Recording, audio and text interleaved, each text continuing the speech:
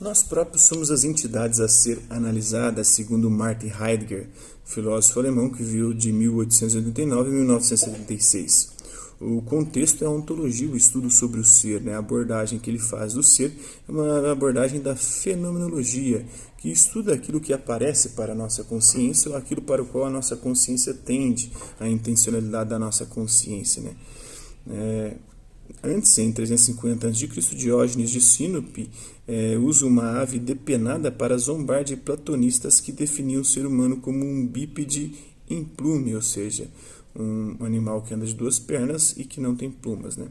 Entre 1900 e 1913, o Edmund Russell propõe suas teorias e métodos fenomenológicos em investigações lógicas e ideias para uma fenomenologia pura.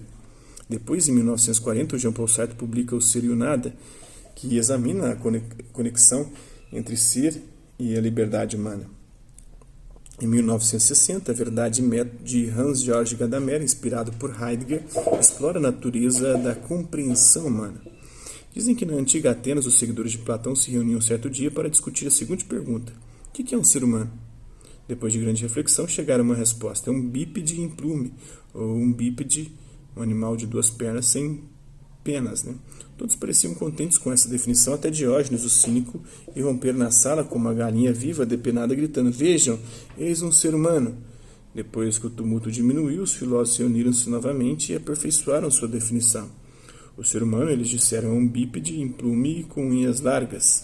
Esse fato curioso da história da antiga filosofia mostra o tipo de dificuldade que os filósofos às vezes enfrentam ou enfrentavam ao tentar criar definições gerais, abstratas do que é um ser humano. Mesmo sem a intervenção de Diógenes, parece claro que descrever a nós mesmos como bípedes implumes, sem plumas, né, não expressa realmente muito do que significa ser humano. Conteúdos relacionados, Platão, Diógenes de Sinope, Edmund Russell, Hans-Georg Gadamer, Ernest Cassirer, Jean-Paul Sartre, Hannah Arendt e Richard Hort. Inclusive, a Hannah Arendt teve um caso com ele, né? A filosofia sempre fez perguntas profundas sobre o ser. Precisamos fazer essas perguntas examinando o ser para o qual ser é um tema. E esse ser somos nós, né? Nós próprios somos as entidades a ser analisadas. E ele vai fazer análise do nosso ser, do ser humano, né? E vai descobrir a característica, o caráter temporal desse ser. Somos seres finitos, temporais, né? E um ser para a morte, finitos, né? Perspectiva interna. Essa questão, como podemos analisar o que é ser humano, que interessava ao filósofo Martin Heidegger. Quando Heidegger surgiu para decifrar o tema, ele o fez de uma maneira surpreendentemente diferente de seus antecessores. Em vez de tentar uma definição abstrata que examina a vida humana a partir do exterior, ele arriscou uma análise muito mais concreta do ser, partindo da própria existência, né? A partir do que poderíamos chamar de perspectiva interna. Ele afirmou que, já que existimos entre as coisas em meio à vida, se quisermos entender o que é ser humano, temos de fazer isso examinando a vida humana a partir do interior dessa vida.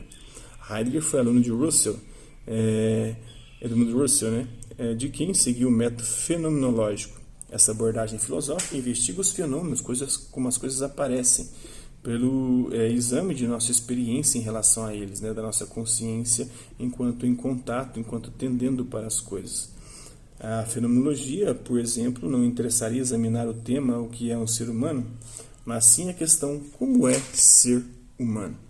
A questão da existência nunca é explícita, exceto pelo próprio existir, segundo Martin Heidegger.